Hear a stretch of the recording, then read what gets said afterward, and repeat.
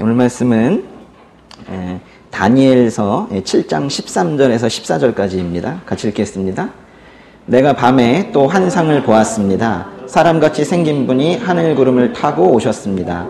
그가 옛날부터 항상 살아계신 분께 가서 그분 앞에 섰습니다.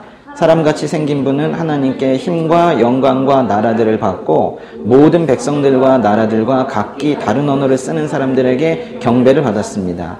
그분의 다스림은 영원해서 결코 사라지지 않을 것이고 그분의 나라는 결코 멸망하지 않을 것입니다. 아멘. 예수님 오시기 약 600년 전에 다니엘이라는 유대인 예언자가 살았습니다. 다니엘이라는 이름에 L자가 들어가 있는 거 보니까 이 이름도 하나님과 관련이 있는 것 같아요.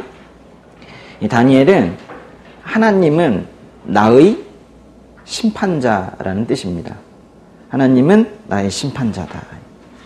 다니엘이 어떻게 살았고 또 어떤 일을 했는지는 그 구약의 다니엘서에 잘 기록되어 있습니다. 다니엘은 유대 왕국이 바벨론이라는 나라에 의해서 점령이 되었을 때 바벨론의 포로로 끌려갔는데요. 우리는 이 다니엘서라는 성경을 읽으면서 그 포로 생활 동안에도 전심으로 하나님을 섬기는 그 다니엘의 모습을 통해서 이 땅에 나그네의 삶을 살고 있는 우리가 세상을 어떻게 살아가야 되는지 배우게 되는 거예요. 포로 생활을 하던 유대인들은 하나님께서 이 다니엘 예언자를 통해서 이 땅에 선포한, 특별히 그 포로의 그 무리들을 향하여 선포한 그 회복과 구원의 메시지, 그것을 계속 들으면서 포로 생활을 견뎌냈습니다. 하나님께서는 너희들을 지금 잡고 있는 그 바벨론 영원하지 않을 것이다 말씀을 하셨어요. 포로된 유대인들은 그 하나님의 약속을 붙잡고 그 시기를 견뎌내는 거예요. 이 혹독한 시기가 언젠가는 끝이 나리라. 마치 우리 일제강점기 때 하나님 말씀 붙잡고 요한계시록도 붙잡고 그렇게 사셨던 우리 선조들과 비슷하죠. 다니엘서는 국가와 민족의 흥망성쇠가 오직 하나님께 달려있다는 것을 확인시켜주는 책입니다. 다시, 다니엘서는 국가와 민족의 흥망성쇠가 오직 하나님께 달려있다는 것을 확인시켜주는 책이에요. 그렇다면 대한민국의 흥망성쇠도 하나님께서 주관하신다는 것을 믿으시나요? 어느 부분은 주관하시고 어느 부분은 주관하지 않으시나요? 대한민국의 모든 정치, 사회, 경제, 모든 분야, 또 그 백성들의 삶, 그 모든 것에 하나님께서 통치권을 행사하신다는 것을 믿으십니까? 그렇다면 대한민국이 회개하지 않고 지금과 같이 하나님 무서운 줄 모르고 배교의 역사를 이어간다면 심판을 당하리라는 것도 예상이 되겠네요. 2018년 동시대를 사는 사람들 중에 북한 주민이라는 사람들이 있습니다. 이번 동계올림픽에 온 그 북한 응원단과 그 공연단 모습 보셨어요? 텔레비전에 좀 나왔었죠. 어떻든가요? 저는 가슴이 찢어질 것 같은데요. 그들의 그 눈빛에서 자유가 보이던가요? 저는 시력이 나빠서 그런지 그들의 눈빛이며 박수며 함성이며 그 어떤 것에서도 자유라는 것을 전혀 찾아볼 수가 없었습니다. 누가 또 무엇이 그들의 자유를 박탈했나요? 누가 그들을 아직도 19세기에 살게 만들었나요? 그들에게서 자유를 박탈한 책임은 누군가는 분명히 져야 합니다. 이럴 때 만약에 그 책임을 져야 하는 자를 책망하지 않는다면, 그 책망을 게을리한다면, 또는 더 나아가 그 책망을 받아야 하는 자와 만약에 동조한다면 그것은 죄를 더하는 악행입니다. 자유를 가지고 죄를 짓는 방향은 두 가지인데요. 하나는 자유를 방종으로 바꿔서 제멋대로 사는 것이고, 또 하나는 사람에게서 자유를 뺏는 것, 자유를 박탈하는 겁니다. 제가 보기에 이 남한은 방종의 죄를 짓고 있고 저 북한은 자유를 박탈하는 죄를 짓고 있는데 여러분 보시기엔 어떠세요? 이런 식으로 하나님 없는 것처럼 계속 살아간다면 하나님께서 이 나라를 어떻게 하실까요? 회개하지 않고 계속 이렇게 간다면 하나님께서 이 나라에서 잠시 손을 떼실 겁니다.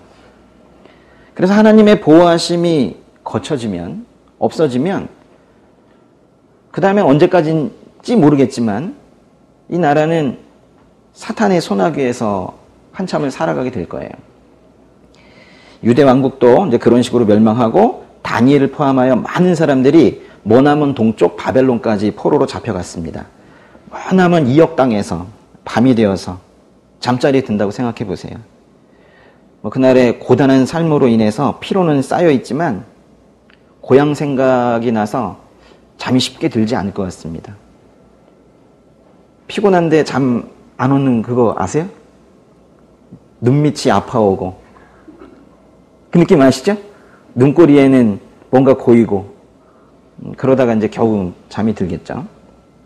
어느 날 이제 다니엘도 그렇게 뒤척이다가 잠이 들었습니다. 그러다 꿈을 꿨는데요. 하나님께서 그 꿈을 통해서 환상을 보여주셨습니다. 사방에서 바람이 불어오는 거예요. 그러면서 바다를 지나면서 그 바람이 바다의 물결을 막 일으킵니다. 물결이 쳤겠죠. 그리고 그 바다에서 짐승이 하나가 올라와요. 사자같이 생겼는데 진짜 사자는 아니고 독수리의 날개를 가지고 있어요. 그러다가 또 저기에서 또 쩌바닥하면서 또 하나의 짐승이 올라오는데 곰같이 생겼어요. 또 저기에서 또 우르릉 하면서 또 표범같이 생긴, 근데 날개를 가지고 있어요. 이런 짐승이 또 하나 올라옵니다. 그 세 짐승이 올라온 이후 또 하나의 짐승이 올라오는데 이 짐승은 뭐뭐 같다라고 말하기에는 좀 힘들어요. 그냥 이 세상에 없는 동물이에요. 뭐 비교할 수가 없어요. 그냥 뿔이 많이 달려있는 그런 악한 짐승이 하나가 또 올라옵니다. 다니엘서에서는 이 네 짐승이 세상에 일어날 왕이다라고 말을 하는데요. 이 네 짐승은 그 다니엘이 살았던 시대에 그 나라, 즉 바벨론부터 시작해서 그 이후에 이어져 갈 네 제국을 말하고 있는 건데요. 바벨론 제국, 페르시아 제국, 헬라 제국, 로마 제국을 상징을 하는 거예요. 그러니까 바벨론이 망하고 페르시아가 서고 또 알렉산더 대왕에 의해서 페르시아 제국이 망하고 그 이후에 분열의 시대를 거쳐서 로마 제국이 세워질 것이라는 뭐 그런 예언을 꿈으로써 하나님께서 보여주신 거예요. 그 네 짐승, 네 제국의 흥망성쇠에 관련된 환상을 보여주신 후에 오늘 말씀이 이어지는 거예요. 오늘 말씀 다시 보시면 다니엘서 7장 13절에서 14절에 내가 밤에 또 환상을 보았습니다. 사람같이 생긴 분이 하늘구름을 타고 오셨습니다. 그가 옛날부터 항상 살아계신 분께 가서 그분 앞에 섰습니다. 사람같이 생긴 분은 하나님께 힘과 영광과 나라들을 받고 모든 백성들과 나라들과 각기 다른 언어를 쓰는 사람들에게 경배를 받았습니다. 그분의 다스림은 영원해서 결코 사라지지 않을 것이고 그분의 나라는 결코 멸망하지 않을 것입니다. 히브리어 원문에서도 그 7장 13절에 두 번째 문장 시작하는 사람같이 생긴 분이라는 것은 사람의 아들이라고 표현을 하고 있고 영어 성경에서도 뭐 son of man, 사람의 아들이라고 표현을 했는데 한글로 된 성경에서는 뭐 사람의 아들이면 사람 아닌가 해서 그거 맞죠?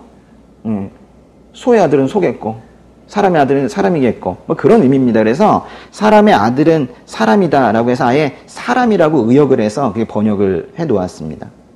사람의 아들을 한자 표현으로 써서 개역개정 버전 이런 다른 성경에서는 이 자리에다가 인자라고 써놓았어요. 그래서 거기 오늘 말씀 7장 13절에 두 번째 문장에 사람같이 생긴 분 있죠. 사람같이 생긴 분. 거기다가 우리 좀 많이 쓰고 있는 표현인데요. 요 같은 표현으로 그 다른 그 성경 번역에서는 좀 덜 의역했어요. 저는 오히려 그 좀 덜 의역한 게 좀 좋은 것 같은데요. 예. 개역개정 버전에서는 인자 같은 인자 같은 사람이라고 표현을 했어요.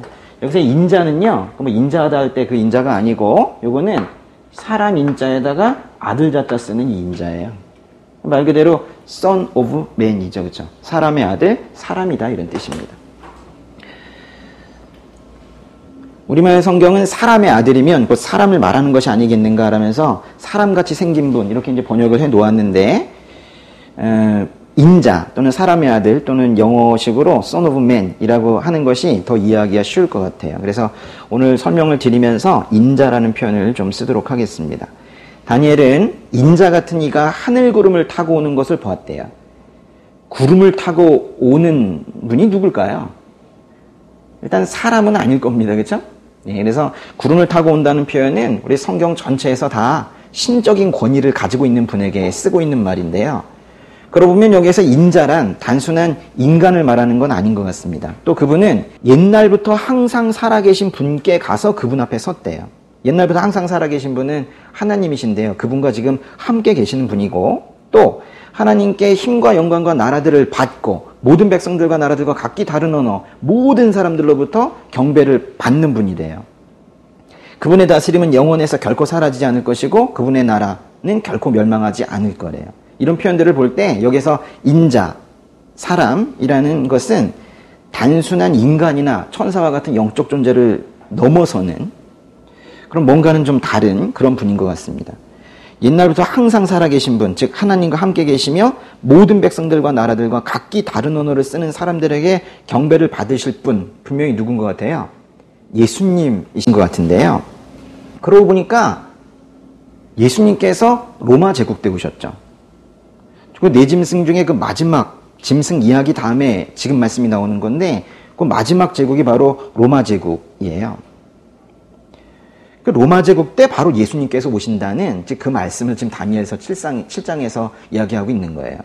다니엘서의 예언은요 매우 정확하고 구체적입니다. 예수님께서 언젠가 오신다 정도가 아니라 로마 제국 때 오신다라고 예언을 한 거예요.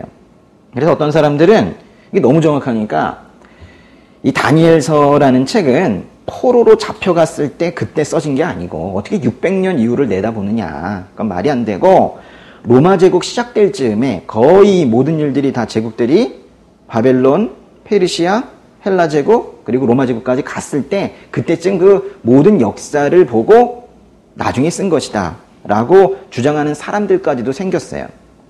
하나님을 믿는다고 하면서도 하나님이라도 이렇게까지 정확하게 예언할 수는 없다는 식의 그런 믿음이 있는 건지 없는 건지 모를 그런 연구를 평생 하는 신학자들이 있습니다.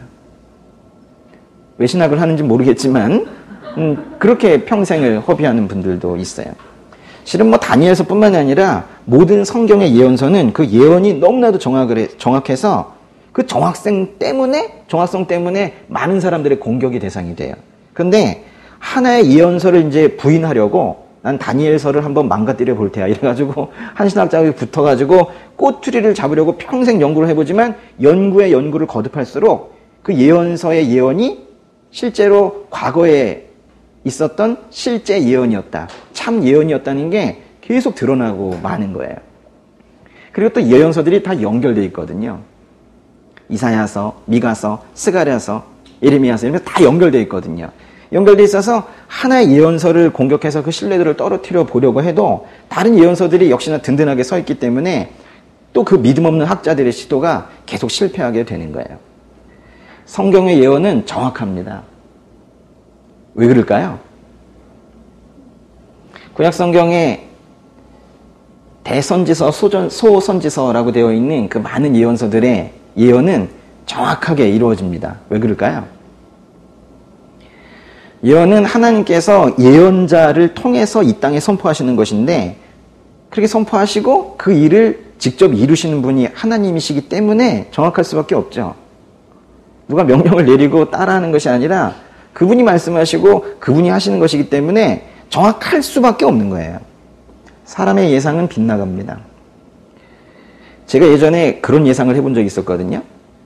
제가 예전에 무역을 많이 연구할 때 중국에는 차 문화가 많이 발달했고 일본도 차 문화가 많이 발달했는데 왜 그 가운데 샌드위치처럼 끼어져 있는 우리나라는 차 문화가 발달하지 않는가? 조만간 그 양쪽의 문화가 우리나라로 물밀듯이 들어와서 우리나라의 사람들이 거의 다 차를 먹으면 세상을 살게 될 것이다. 아니잖아요. 제가 그 예상을 한 지 지금 15년이 지났는데 차를 안 마십니다. 계속해서 커피만 마시고 있죠. 사람의 예상은 빗나갑니다. 네, 빗나가요.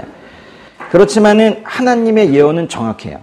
하나님께서 말씀하시고 하나님께서 지키시기 때문에 정확해요. 그래서 우리가 하나님의 약속의 말씀을 붙들고 살아야 되는 거예요. 하나님께서 구원하시겠다 말씀하시면 반드시 구원하십니다. 하나님께서 너 회복시키겠다 말씀하시면 반드시 회복시킵니다. 하나님께서 말씀하셨다면 그 말씀 잡고 기도하세요. 어느 날 하나님께서 마음에 큰 떨림으로 어떤 말씀 하신 것 같으면 하나님 말씀인가 아닌가 생각지 마시고 일단 기도하세요.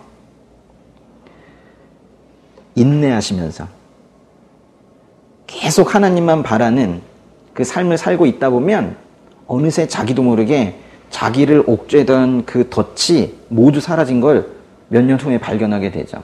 다 기도의 응답이 그렇게 이루어지지 않습니까? 끊임없이 기도하다가 갑자기 끊임 되죠. 자기는 그렇게 생각해요. 자기는 끊임없이 기도했대요. 근데 어느 순간 끊어졌어요. 그 기도가. 그때 이루시죠. 다니엘서의 예언대로 인자 같은 이 사람같이 생긴 분이 오셨습니다. 이제 그것도 다니엘서가 예언한 그때 로마 제국 시기에 정확하게 오셨어요. 그것도 예언자 미가를 통해서 예언하신 그대로 베들레헴에서 태어나셨고 예언자 이사야를 통해 예언하신 그대로 갈릴리 지방을 영화롭게 하면서 그곳에서 사셨죠. 우리는 그렇게 이제 구약의 예언대로 오신 분을 예수님이라고 부르고 있는데요. 실은 성경에 예수님이라는 말은 없죠. 우리나라 사람들만 쓰는 독특한 존칭입니다. 예수님. 성경에서는 예수님을 그냥 예수라고 하죠. 근데 뭔가 예수라고 하면 건방진 것 같고 그래서 예수님이라고 하는데요. 또는 성경에서는 예수님을 그리스도라고도 합니다. 또는 두 호칭을 합쳐서 예수 그리스도라고도 하고 바울 서신에 보면 간혹 그리스도를 더 강조하고 싶은 문구에서는 그리스도 예수라고 순서를 바꿔서 말하기도 합니다. 또 어떤 사람들은 하나님의 아들이라고 부르기도 하고요. 물론 제자들이나 군중들은 또 우리도 많이 나의 주, 나의 주인이라고 부르기도 하죠. 이 모든 명칭을 합해서 또 성경에는 우리 주 예수 그리스도, 주 예수 그리스도라는 표현을 쓰기도 합니다. 또 몇몇 성경의 장면에서는 예수님이 지나갈 때 다윗의 자손이여 라고 하면서 다윗의 자손이라고 호칭을 하기도 합니다. 그런데 신약 성경에 예수님에 대한 이런 많은 호칭들 중에서 정말로 독특한 호칭이 바로 다니엘서에서 조금 전에 보셨던 바로 이 인자라는 호칭입니다. 인자라는 호칭. 영어로 쓰면 이렇게 쓸 수 있어요. 더 그리고 대문자로 써서요. The Son of Man 이렇게 이제 쓸 수가 있는데요. 예수님을 뜻할 때는 이렇게 씁니다. 예수님이 아닌 사람들은 그냥 소문자 S로 쓰면 되겠죠. 또는 Son of Man 이렇게 쓰면 되겠죠. 마태복음으로 잠깐 가볼게요. 조금 전에 구약 성경의 다니엘서에 나오는 인자를 보셨고 신약 성경에도 그런 말씀이 있는지 한번 보겠습니다. 마태복음의 8장 20절. 예수께서 대답하셨습니다. 같이 읽어볼까요? 여우도 굴이 있고 하늘의 새들도 보금자리가 있지만 인자는 머리를 둘 곳이 없구나. 인자라는 표현이 신약 성경에서 제일 먼저 나오는 구절이 바로 이 마태복음 8장 20절인데요. 예수님께서는 자신을 인자라고 표현하셨어요. 그럼 성경 읽으면서 인자라는 표현이 나올 때마다 궁금하지 않으셨어요? 저는 인자라는 표현을 왜 썼는지에 대해서 아주 상당 기간 동안 궁금해했었어요. 인자는 분명히 사람의 아들, 즉 사람이란 뜻인데 왜 하나님께서 그 예수님에게 사람의 아들이라는 호칭을 주셨을까? 예수님께서 스스로 자신을 사람이라고 말씀하셨을까? 저는 상당히 오랜 기간 동안 궁금해했었어요. 예수님은 요 마태복음 8장 20절에서 이 땅에서 이 땅에 인자로 오셔서 머리를 둘 곳도 없이 사셨대요. 언제 한번 몸이 편한 적 없이 그렇게 살다가 가셨다는 건데요. 예수님을 따르는 그 그리스도인들, 즉 성도들의 삶도 그래서 쉽고 편안한 삶만은 아닐 겁니다. 인자라는 이 말은 여기서 볼 수 있듯이 예수님께서 스스로를 부르신 호칭인데요.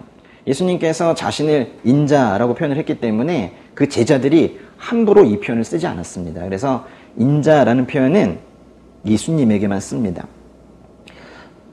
물론 이 인자라는 표현은 신약 성경에만 나오는 건 아니에요. 오늘 말씀인 다니엘서에도 나오고 시편에도 나옵니다. 그리고 하나님께서 에스겔이라는 예언자는 하나님께서 아예 부르실 때 인자야 이렇게 부르시기도 했어요.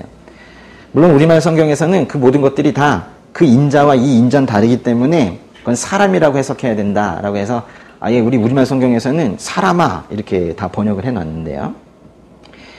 다니엘서에 나오는 인자, 다니엘서 7장 13절에 나오는 인자라는 그 표현 말고는 사실 인자라는 말은 다 그냥 단순히 사람을 의미하는 단어입니다.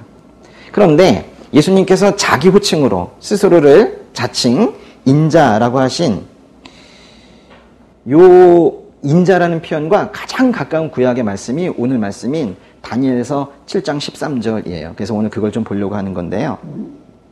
다만 다니엘서의 인자는 뭐 인자 같으니 또는 사람같이 생긴 분이라고 그랬지 인자라고 그러진 않았잖아요. 예수님은 자신을 인자라고 그랬지 인자 같은 이라고 하진 않았잖아요. 그러니까 다니엘서에는 아직까지 이것이 호칭이 되어 있는 것이 아니라 어떤 분을 수식하는 어떤 묘사어 정도가 지금 되어 있는 것이고 예수님은 아예 이 단어를 자기 호칭으로 쓰신 겁니다. 예수님께서 자신을 인자라고 부른 구절들 또 생각나는 거 있으세요? 당황스럽네요? 그렇죠? 예. 딱 이럴 때 마태복음 몇 장 몇 절 나오면 참 좋겠는데, 그렇죠? 예. 그러지 않으셔도 됩니다. 예. 늘 찾아보실 수 있으면 돼요. 예. 마태복음의 9장 한번 가볼까요? 좀 전에 8장 보셨으니까 9장 6절에 여기도 인자라고 하셨는데요. 그러나 인자가 땅에서 죄를 용서하는 권세를 가지고 있음을 너희에게 알려주겠다. 그리고 예수께서 중풍 환자에게 말씀하셨습니다. 일어나 네 자리를 들고 집으로 가거라. 뭔가 예수님께서 중요한 말씀을 하실 때 꼭 인자라는 표현을 쓰셨어요. 죄를 용서하시는 말씀, 그리고 십자가에서 죽으실 것이라는 말씀, 심판에 대한 말씀, 이런 것들을 말씀하실 때 꼭 인자라는 표현을 쓰십니다. 10장으로도 가볼까요? 마태복음 10장 23절에 이 도시에서 핍박하면 저 도시로 피신하라. 내가 진실로 너희에게 말한다. 너희가 이스라엘의 모든 도시들을 다돌기 전에 인자가 올 것이다. 다시 오실 것이라는 말씀하실 때에도 인자라는 표현 쓰세요. 그래서 그 재림하신다라는 문장에 인자라는 표현이 많이 등장합니다. 11장으로 가보세요. 11장 19절에 인자가 와서 이렇게 먹고 마시니 여기 먹보에다 술꾼 좀 보라. 게다가 세리와 죄인과도 친구가 아닌가 하는구나. 그러나 지혜는 그 행한 일로 옳다는 것을 입증하는 법이다. 12장 가보세요. 12장 8절에 인자는 안식일의 주인이다. 같은 12장의 32절에 누구든지 인자를 욕하는 사람은 용서받겠지만 성령을 모독하는 사람은 이 세대와 오는 세대에서도 용서받지 못할 것이다. 같은 12장 40절에 요나가 3일 밤낮을 큰 물고기 뱃속에 있었던 것처럼 인자도 3일 밤낮을 땅속에 있을 것이다. 이렇게 많은지 아셨습니까? 복음서에만 80번 이상이 나옵니다. 인자는 예수님의 가장 일상적인, 예수님께서 가장 선호하신 자기 호칭이셨어요. 왜 예수님은 자신을 사람의 아들, Son of Man, 인자라고 부르셨을까요?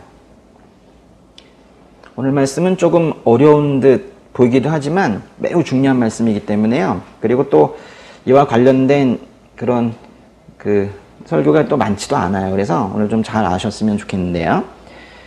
제가 나름대로 좀 정리한 것들을 좀 알려드릴게요. 예. 첫 번째는 4가지 이유가 있는데요. 첫 번째는 왜 인자라고 부르셨을까? 첫 번째는 예수님께서 이 완전한 인성을 가지고 있는 분이라는 것을 가르쳐 주시기 위해서, 알려주시기 위해서 이렇게 말씀하신 것 같아요. 예수님께서 꼭 필요할 때 그 자기 호칭으로 이 인자를 사용하신 것은 분명히 뜻한 바 있으실 겁니다. 인자는 문자적으로 보면은 사람의 아들, 즉 사람이라는 뜻인데요. 그러니까 여기에는 분명히 다른 깊은 뜻도 있겠지만 일단 사람이라는 거예요.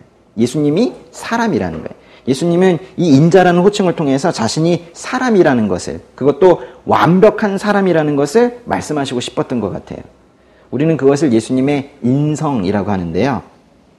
우리는 예수님께서 신성을 함께 가지고 있는 걸 알고 있습니다. 그래서 우리는 그러나 신적인 그리스도를 경외하느라 종종 인간적인 그리스도를 잊어버리는 경우가 있어요.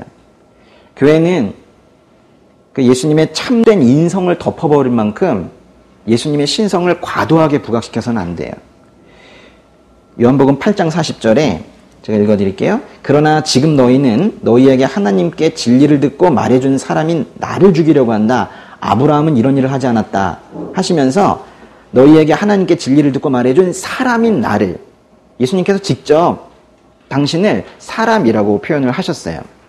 이렇게 예수님은 자신을 사람으로 칭하십니다. 가장 일반적인 예수님의 자기 호칭인 인자는 그 속뜻이 무엇이든지 간에 예수님의 진정한 인성을 명시하고 있음이 분명해요. 예수님이 육신으로 오셨다, 육신으로 나타나셨다는 기록 등에서 육신은 바로 예수님의 인성을 말하는 거예요. 우리는 이전에 다른 설교에서 예수님은 하나님이시다, 예수님은 하나님의 아들이시다라는 것을 충분히 배웠습니다. 그래서 오늘은 또 다른 차원의 예수님은 사람이시다라는 것을 지금 가르쳐 드리는 건데요. 근데 그렇다고 해서 이것이 사람들과, 모든 일반적인 사람들과 똑같다, 그런 표현은 아니에요. 예수님은 인성, 즉 우리가 가지고 있는 사람의 속성, 인성, 우리도 인성을 가지고 있죠. 우리는 인성밖에 없습니다. 근데 완전한 인성이 아니죠. 우리는 참으로 부족하고 많이 손상되어 있고 타락한 본성을 가지고 태어났고, 그런데 예수님께서 가지고 계시다는 그 인성은 인성의 완전한 이상, 완벽한 인성, 거기에 부합하시는 분이다 라는 뜻이에요. 그러니까 예수님도 사람이고 나도 사람이니까 우리 같네, 이런 느낌이 아니에요. 우리가 완전하게 회복이 됐다면, 그런 일이 만약에 생긴다면 예수님의 인성과 비슷한 인성이 될 수도 있겠지만 우리는 본질적으로 그렇지 못합니다. 쉽게 말하면 우리가 생각하는 진정으로 인간답게 사는 것, 진정한 인간으로 사는 것, 그거를 완벽하게 살아내신 분이 예수님이시라는 거예요. 반면에 예수님은 신성도 가지고 계시는데요. 우리가 얼마 전 끝났던 그 세례 교육을 시작할 때도 가장 먼저 가르쳐 드렸던 것이 바로 예수님은 완전한 사람이시고 예수님은 완전한 하나님이시라는 거예요. 주일학교에 가도 제일 먼저 가르치는 것이 그 학교가 정상이라면 예수님은 완전한 사람이시고 완전한 하나님이시다 라고 가르쳐야 해요. 그러나 예수님 안에 인성과 신성이, 즉 사람이시고 하나님이시라는 것이 모두 있다는 것을 인성과 신성이 섞여 있다, 이런 식으로 표현하면 안 돼요. 인성과 신성이 섞여서 사람의 속성과 하나님의 속성이 섞여서 뭔가 제3의 어떤 다른 속성을 가진 그런 존재처럼 그렇게 말해서는 안 돼요. 또 인성 반, 신성 반, 반인 반신, 이런 식으로 이해해서도 안 됩니다. 예수님은 말 그대로 완전한 사람이시고 완전한 하나님이세요. 예수님께서 자기 호칭으로 인자를 사용하신 것은 당신이 하나님의 아들인 동시에 완전한 인성을 가지고 있다는 걸 스스로 선언하시는 거예요. 또 이것을 악용해서 거봐라, 예수님은 스스로를 사람이라 했지 하나님이라 하지 않지 않았느냐, 그래서 이런 부분들만 또 빼가지고 이걸 또 악용하는 신학자들도 있어요. 그건 일단 버리고요. 우리는 이 균형을 다 가지고 있는데요. 아주 이것이, 즉 예수님은 완전한 하나님이시고 완전한 사람이시라는 바로 이 진리, 이게 없으면 기독교 신앙이 시작이 되지 못합니다. 이것이 기독교 신앙에 있어서 관문이며 복음으로 들어가는 전제 조건이며 아주 중요한 부분이에요. 이 부분을 많이 놓치고 있는 것 같아요. 예수님은 완전한 사람으로서 우리처럼 피곤해 하시기도 하셨고 눈물 돌리셨고 그러셨죠. 우리가 경험하는 그 고통을 친히 경험하셨기 때문에 우리의 아픔을 공감하실 수 있는 분이고요. 그러나 이제 사람들은 예수님을 부인했고 마침내 멸망을 앞둔 예루살렘을 보면서 예수님께서 또 우시는 장면도 우리는 성경에서 볼 수가 있습니다. 두 번째는 조금 어려운 말인데요. 예수님께서 인자라고 표현하신 이유는 자신이 종말론적인 메시아다라는 것을 말씀하시려고 하는 거예요. 이 종말론적이라는 건요, 말 그대로 이 종말은 세상의 끝이 있다라는 건데요. 세상의 최후의 심판을 하실 수 있는 그런 분이시다. 또 그러면서 구원자이시다라는 것을 말씀하시기 위해서 요 인자란 요 짧은 어구에다가 이 의미를 포함시켜 놓으신 거예요. 다니엘서 말씀에서 오늘 본 여기에서는 사람 같이 생긴 분이라고 했어요. 근데 그분이 구름을 타고 오신대요. 그러니까 이분은 사람이시기만 한 게 아니라 하나님과 같은 분이기도 한 건데요. 말하자면 다니엘서에서 이 말씀하실 때 사람의 모습을 한 하나님을 지금 여기서 인자라고 좀 표현을 하고 있어요. 이건 너무 놀라운 얘기인데요. 인간의 구원을 위해서 구름을 타고 어떤 분이 사람 같은 모습으로 오신다는 거예요. 분명히 신적인 존재이신데 이 인간 세계로 들어오신다는 거예요. 그래서 인간 세계에 들어오셔서 우리와 함께 밥을 먹고 우시고 고통받으시고 그러면서 가르치시고 자신이 누구신지 계시하시고 그리고 마침내 역사를 마감하시는 분이 바로 종말론적 메시아이신 인자입니다. 인자라는 표현을 쓰신 이유는 예수님이 바로 다니엘서 7장 13절에서 예고된 그 메시아라는 것을 말씀하시는 거예요. 예수님께서 인자라고 말씀하실 때 다니엘서 7장 13절에 그 인자 같으니 사람같이 생긴 분이 바로 나다라고 말씀하시는 거라고요. 그러나 예수님은 심판을 하러 오셨는데 심판하셨습니까?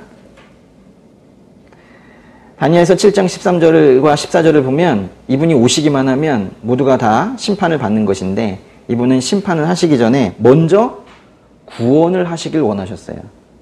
그래서 먼저 구원을 하시기 위해 오셨고 이제 다시 심판을 하기 위해 다시 오실 겁니다. 그래서 우리는 그분을 구원자이시기 때문에 나의 구주, 나의 예수님이라고 부르고 있죠. 예수님이 정말 구원자신가요? 우린 근본적인 질문들의 대답을 잘 할 수 있어야 되는데요. 예수님이 정말로 구원자이십니까? 그것을 믿기 때문에 이 자리에 오신 거죠. 근데 어떻게 그분이 구원자라는 거를 아세요? 증거가 뭡니까? 어떤 분이 구원자이시다. 그럼 예수님이 구원자이신 이유가 뭐냐? 에스겔서, 다니엘서, 예레미야서, 스가랴서, 미가서, 이사야서에서 그 예언한 것들이 그대로 이루어졌기 때문에 뭔가 조건을 만족했기 때문에 그분이 예언자이시다. 또는 예수님께서 나는 메시아다 라고 스스로 선언을 하셨기 때문에 예언자시다. 그런 것들도 뭐 이유가 될 수는 있겠지만요. 예수님께서 구원자이신 이유는 그분이 실제로 구원을 하셨기 때문이에요. 계속 구원을 많이 하셨기 때문에, 계속 구원에 오셨기 때문에 그래서 구원자이신 거예요. 그냥 구원자다라고 우리가 학문적으로, 개념적으로 그렇게 정의하려고 하는 게 아니라 구원하셨잖아요. 이 땅에 오셔서 구원하셨잖아요. 그런데 그 예수 그리스도를 보면서 이 땅의 많은 사람들이 또 예수 그리스도를 사칭하면서 성도들을 미혹해 왔는데요. 그 성도들을 미혹해 왔던 그 많은 이들의 또 그 성도들의 그 마지막을 보세요. 그들이 성도들을 구했습니까? 모두 멸망으로 이끌었잖아요. 그러니까 그들은 구원자가 아닌 거죠. 구원자는 구원을 했기 때문에 구원자인 거예요.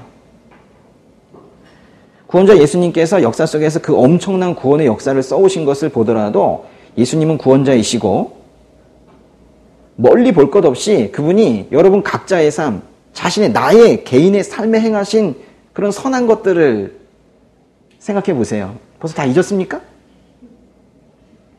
그래서 구원자이신 거예요.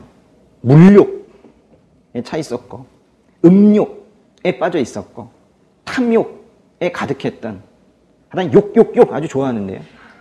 난 목욕 말고는 다 좋아해요. 그런 정욕에 빠져 있었던 그런 이제 우리가 어느새 하나님의 은혜로 그 모났던 부분들이 조금씩 깎여져 나가고 그래서 제법 사람 사는 것처럼 살고 있는 지금 이 상황을 보시란 말이에요. 최소한 저는 예수님을 만나기 전과 지금 삶의 공간이 달라졌습니다. 예수님 만나기 전에 사업을 하면서 돈 좀 벌어보겠다고 돈이 저를 지켜주는 줄 알았죠. 저녁이면 영업을 한답시고 담배 연기 가득하고 술잔이 돌아가고 불빛이 돌아가던 그 공간에 있던 제가 이렇게 이제 은혜의 자리에 와 있다는 사실이 저에겐 그게 구원입니다. 저는 너무 명확해요. 저의 삶의 공간 자체가 바뀌었기 때문에. 누가 저를 과음한 그 다음날 쓰린 속을 부여잡고 후회하고 있는 삶에서 구해내셨습니까? 돈 되는 사람은 만나고 돈 안 되는 사람은 만나지 않는 그런 몹쓸 인간관계의 기준으로 살던 이명호를 누가 이렇게 주께서 사랑하시는 사람이면 나도 사랑하겠다 라면서 살게 만드셨습니까? 구원을 받는다는 것은 이 땅에서 구원의 삶을 살다가 그 삶이 죽음 이후로 계속 이어지는 거거든요. 누가 이런 삶의 변화, 즉 구원을 가져오셨냐는 거예요. 최소한 저에게는 한 분밖에 계시지 않습니다. 주님, 나의 예수님 한 분밖에 안 계세요. 이 고백을, 이 같은 고백을 할 사람 모여라 그러면 모이겠죠. 그럼 아마 국가 몇 개 세울 수 있습니다. 많습니다. 그렇게 시공간을 초월하여 수많은 사람의 인생을 회복시키고 죄의 노예에서 그들을 구출해내고 계신 분이 바로 예수님이세요. 그래서 어떤 조건을 만족하고 어떤 논리적인 주장 때문에 그분이 구원자이신 게 아니라 그분이 구원을 하셨기 때문에 구원자이신 거예요. 아멘? 또 세 번째, 인자라는 표현을 쓰신 것은 자신이 정치적 메시아로 그 오해되는 것을 방지하기 위해서 또 이렇게 인자라는 표현을 쓰셨어요. 제가 영어 문제 하나 내겠습니다. 싫은가요? 네. The Son of Man. 네. 요 인자. 이거 이제 반대말이 뭘까 하는 거예요. 반대말은. 걱정하지 마세요. 객관식입니다. 네. 일단 첫 번째. A Son of Man. 두 번째. The Son of God. 세 번째, The Son of David. 네 번째, The Heavenly Father. 하늘 아버지. 네. 어떤 말이 인자의 반대말일까요? 세상에서 제일 어려운 영어 문제입니다.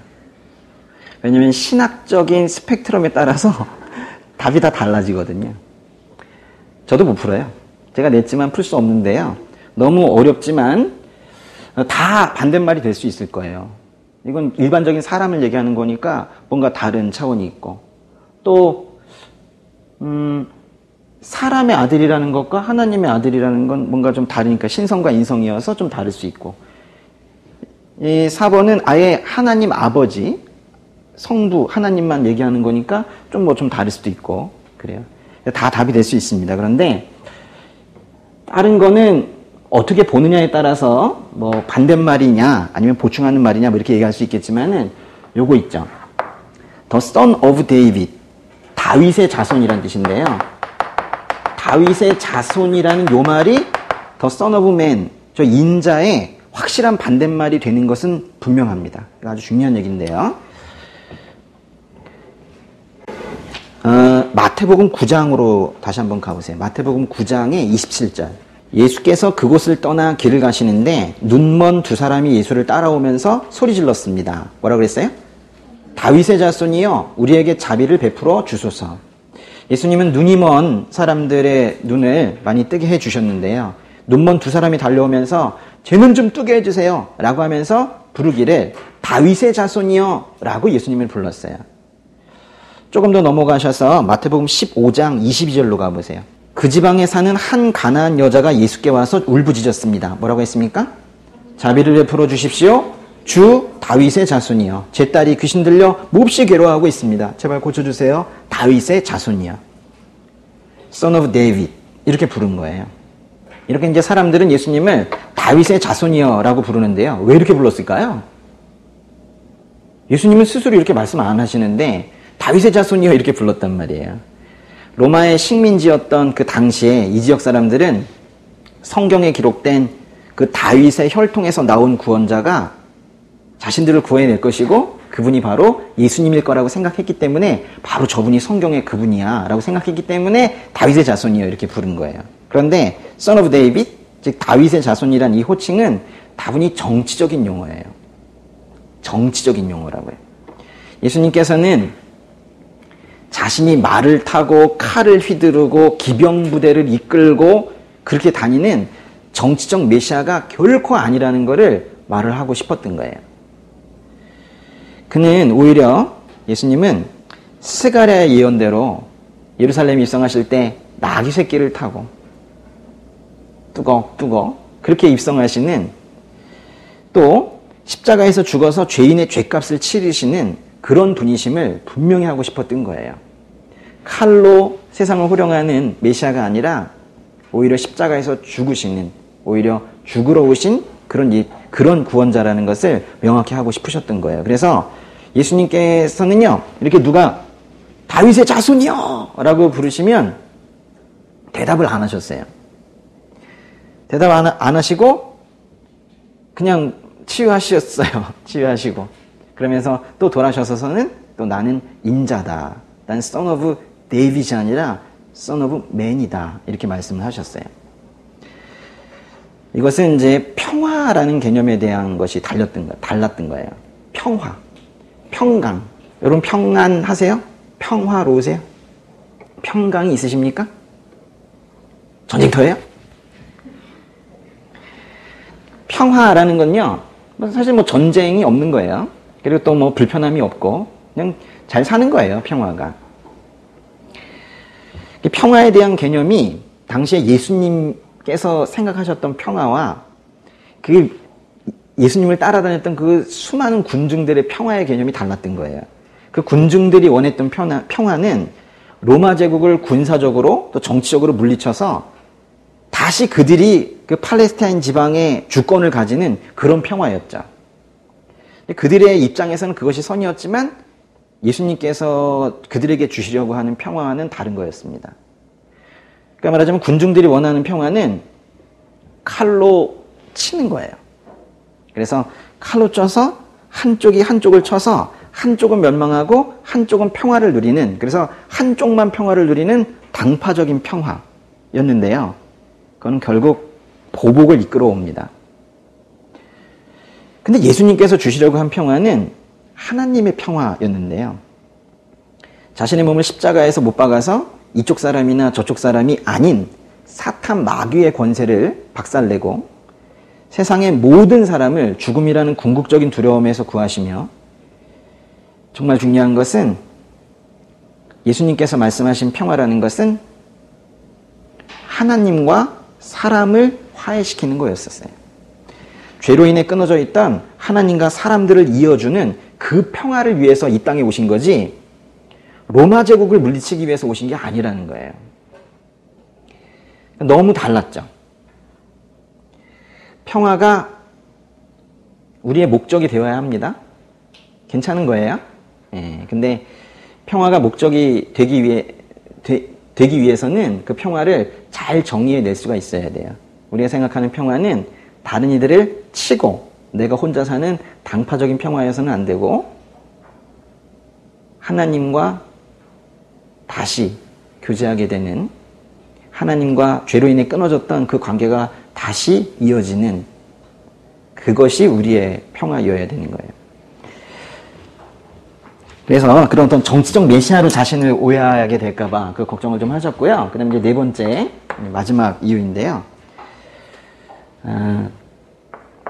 당신이 바로 고난받는 메시아다 라는 걸 알려주시고 싶었던 것 같아요. 사실 이건 두 말은 잘 어울리진 않아요. 사람들이 생각했던 건 어떻게 메시아가 고난을 받아요. 영원히 권력을 휘두르며 그렇게 지내야 되는데 사람들은 상상할 수 없었던 그런 메시아의 모습이죠.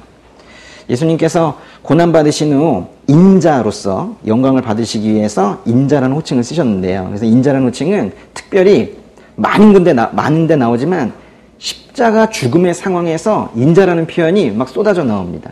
그래서 그 복음서의 뒤쪽으로 가면 갈수록 십자가에 가까이 가면 갈수록 인자라는 말이 많이 나와요. 마태복음 계속 보겠습니다. 마태복음의 17장 가겠습니다. 마태복음 17장 22절에서 23절. 그들이 갈릴리에 모여 있을 때 예수께서 그들에게 말씀하셨습니다. 인자가 사람들의 손에 넘겨질 것이다. 그리고 그들이 인자를 죽일 것이다. 그러나 인자는 3일 만에 살아날 것이다. 그러자 제자들은 큰 슬픔에 잠겼습니다. 인자가 사람들의 손에 넘겨질 것이고 그들이 인자를 죽일 것이고 인자는 살아날 것이고, 인자라는 이 호칭에 가장 많이 붙어있는 서술어들이 인자는 죽을 것이다 라는 거예요. 또 인자는 살아날 것이고 인자는 다시 오실 것이다, 이런 말씀들이 가장 많이 붙어 있습니다.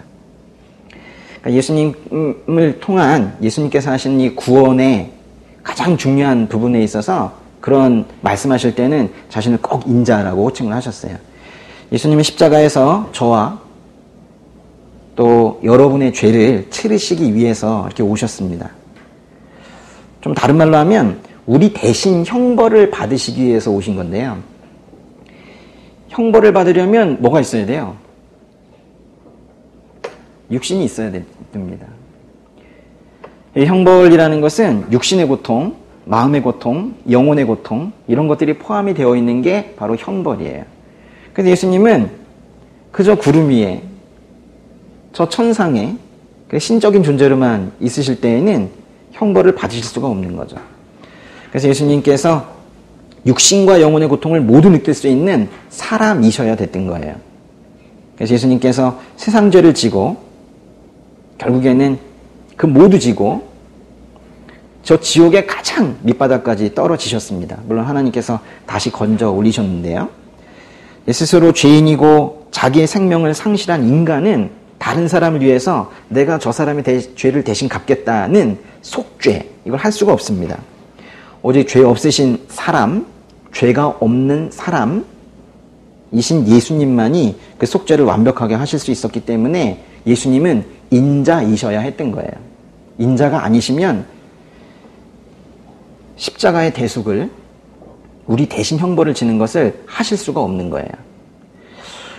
어떤 사람들은요, 예수님이 너무 인간적이어서, 심지어는 우리와 같은 사람의 모양이어서 구원자이시라는 걸 믿지 못하는 경우도 있는 것 같아요. 그러나 너무도 인간적인 그 사실이 우리의 구원을 만들었다는 것을 아셔야 된다는 거예요.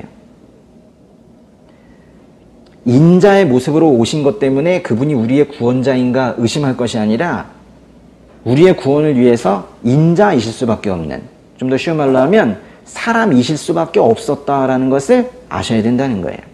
예수님께서 밀알 하나가 땅에 떨어져 죽지 않으면 한 알 그대로 있고 죽으면 많은 열매를 맺게 된다고 말씀하시면서 육신으로 오신 자신이 죽게 될 것이라고 예고를 하시자 오직 Son of David만 기대하고 있었던 군중들이 이렇게 말을 합니다. 요한복음으로 가보세요. 요한복음의 12장 34절. 찾기는 쉬운데 상당히 충격적인 그런 말씀인데요. 그때 무리가 대답했습니다. 우리는 율법에서 그리스도께서 영원히 계신다고 들었는데 어째서 당신은 인자가 들려서 올라가야 된다고 하십니까? 이 인자란 누구입니까? 여기 율법이라는 건 성경 말하는 건데요. 그러니까 성경에서 그리스도, 즉 구원자는 영원히 계신다고 들었는데 어째서 당신은 인자가 들려서 올라가야 된다. 들려서 올라간다는 건 십자가에 달리신다는 건데요. 어째서 당신이 구원자라고 하면서 십자가에 달리신다라고 말씀하십니까? 그렇다면 인자가 누구십니까? 그렇게 가르치고 그렇게 복음을 선포하셨는데도 불구하고 결국 지금 묻잖아요. 인자가 누굽니까? 이러잖아요. 그들은 결국 십자가에 못 박혀서 죽으실 그 인자에 대해서 예수님 당시에 그 사람들은 이해하지 못했습니다. 지금의 교회에 있는 성도들은 이해하고 있는가 모르겠습니다. 말씀을 통해서 인자가 누구인지 확연히 드러나 있는데도 불구하고 인자가 누구입니까? 여전히 이렇게 답답한 질문을 하는 군중들에게 예수님께서는 나라고! 이렇게 하셨으면 이제 저의 성격처럼 되는데 예수님께서는 또 그렇게 안 하세요. 또 나라고 나! 이렇게 말씀하셔야 되는데 그렇게 하지 않으시고 아주 조용히 그렇게 또 대답을 하십니다. 그 다음 계속 보시면 요한복음의 12장 35절에서 36절 같이 읽어볼까요? 그러자 예수께서 그들에게 말씀하셨습니다. 아직 얼마 동안은 빛이 너희 가운데 있을 것이다. 어둠이 너희를 삼키지 못하도록 빛이 있는 동안에 걸어 다니라. 어둠 속에서 다니는 사람은 자기가 어디로 가는지 알지 못한다. 너희에게 빛이 있는 동안에 너희는 그 빛을 믿으라. 그러면 너희가 빛의 아들들이 될 것이다. 이 말씀을 하신 후 예수께서는 그들을 떠나서 몸을 숨기셨습니다. 빛이라는 단어가 나와서 어려울 수 있는데 예수님이 빛이세요. 그래서 그걸 예수님으로 바꿔서 읽으면 금방 다 읽혀집니다. 그 많은 문장들을 한 문장으로 줄이면 빛을 믿으라, 예수님을 믿으라는 거예요. 빛이 있는 동안에 너희는 그 빛을 믿으라. 다른 말로 하면 예수님이 삶에 계시되고 있을 때 예수님을 반드시 믿어야 한다는 거예요. 예수님이 삶에 계시되고 있을 때라는 표현이 뭘까요? 지금 이 시간도 예수님이 삶에 계시되고 있는 거예요. 여러분을 놓치지 않으시고 하나님께서 계속 지금 예수님을 계시하고 있는 겁니다. 요럴 때 믿어라고 하시는 거예요. 늦기 전에 믿어라고 말씀하시는 거예요. 그 말씀을 하신 후 예수님께서 어떻게 하셨어요? 그들을 떠나서 몸을 숨기셨습니다. 예수님께서는 그냥 숨기셨어요. 인자가 누굽니까? 라고 했더니 빛을 믿으라. 빛이 있을 때까지, 빛이 계시되는 동안에 꼭 믿어라. 그리고 몸을 숨기셨어요. 진리는 어리석음과 싸우지 않습니다. 진리는 논쟁도 하지 않습니다. 예수님은 인자라고 자신을 부르시면서 그 인자는 생명의 빛이라고 말씀하시고 너희는 그 빛이 계시되는 동안, 기회가 주어지는 동안 꼭 그 빛을 믿으라고 명령하신 거예요. 명령하실 뿐인 거예요. 우선 저와 여러분이, 그리고 또 이 땅의 교회가, 그리고 대한민국의 위정자와 그 국민들이, 그리고 또 저 자유를 박탈당한 저 북녘의 그 가엾은 주민들이 이 명령에 순종하게 되기를 바랍니다. 네, 기도하겠습니다.